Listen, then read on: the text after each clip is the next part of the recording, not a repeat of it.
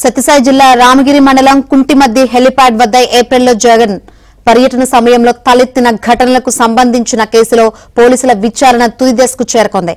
కుట్ర కోణంపై లోతుగా ఆరా తీస్తున్నారు. ఇప్పటికే వైసీపీ రాప్తాడు మాజీ ఎమ్మెల్యే తోపుదుర్తి ప్రకాష్ రెడ్డి, పైలట్ అనిల్ కుమార్, కో పైలట్ శ్రేయస్ జైన్ 85 మంది వైసీపీ నాయకులు కార్యకర్తలను ప్రశ్నించారు.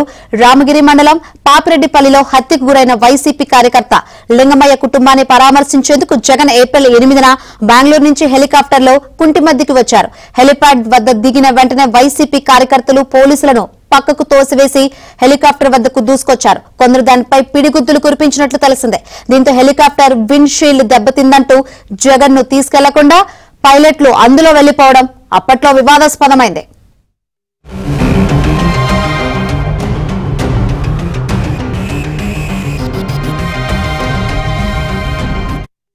దీని వెనుక ఏదో కుట్ర ఉందని, జగన్ కు హాని తలపెట్టాలని పథకం వేశారని వైసీపీ నేతలు ఆరోపించారు.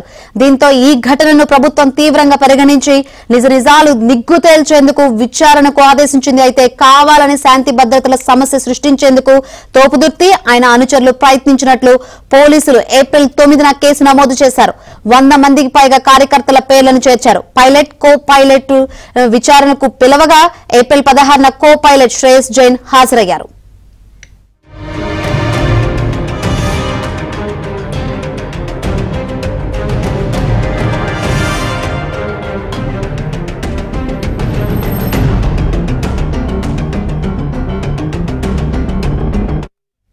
ఆ రోజు జరిగిన ఘటనపై కొంతవరకు ఆయన వివరణ ఇచ్చారు. అయితే ప్రధాన పైలట్ అనిల్ 3 సార్లు గైర్హాజరయ్యారు.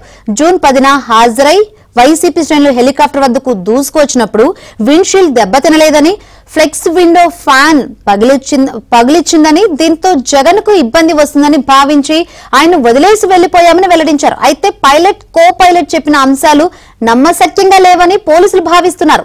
వైసీపీ నేతలు చెప్పమన్నట్లుగా చెప్పారని అనుమానిస్తున్నారు. ప్రధాన నిందితుడు తోపుదుర్తి కూడా దాగుడు మూతలాడారు. ఎట్టకేలకు మే 12న పోలీసుల ముందు హాజరయ్యారు. తెలియదు, గుర్తులేదు అని సమాధానాలు దాటవేసినట్లు తెలిసిందే.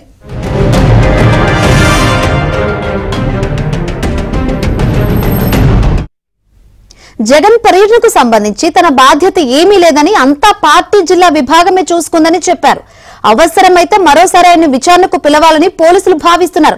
అయితే చలో పేరూరుతో శాంతి భద్రత దెబ్బతీయడానికి ప్రయత్నించిన కేసులో ఆయనపై కేసు నమోదు కావడంతో ఆయన ముంబై వెళ్లిపోయినట్లు సమాచారం. పూర్తి నివేదికను ఉన్నతాధికారులకు నివేదించాక న్యాయ నిపుణులతో చర్చించి తదుపరి చర్యలు తీసుకోవాలని పోలీసులు నిర్ణయించారు. ఇప్పటి వరకు 85 మందిని విచారించాం, మరికొందరిని విచారించాల్సి ఉంది. త్వరలోనే ఛార్జ్ షీట్ దాఖలు చేస్తామని రామగిరి సిఐ శ్రీధర్ వెల్లడించారు.